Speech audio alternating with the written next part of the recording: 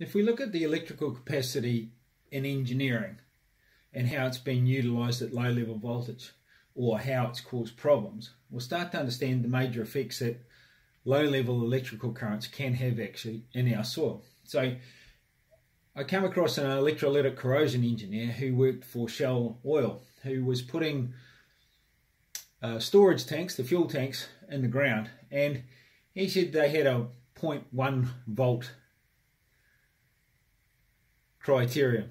If they had 0.1 of a volt in the soil or the surrounding area, they would cause major corrosion in the tanks, and they had to alleviate that with earthing mechanisms and diverting the electrical flow. So at 0.1 of a volt, that's not very much electricity at all. So what we see in our soils here in Waihi, quite regularly at 0.25 of a volt, and in North Wales, being much closer to the poles, 1.5 volts. Now that's an immense amount of electricity and the ability to corrode minerals. It's massive.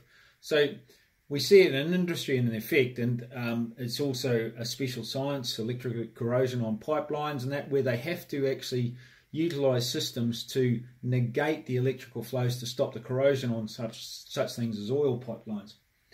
So if we move on further, these electrolytic corrosion engineers also use electricity to drain water from buildings, specifically concrete buildings. So we can see that if you use an electrical charge in a particular manner, you can actually drive the water out of concrete.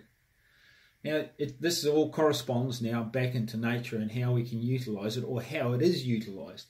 And so we've got some videos there of the electrical current going up trees, deciduous trees, and that's a real indicator of the nutrient and moisture content heading up the tree when spring comes along. So make sure you watch those.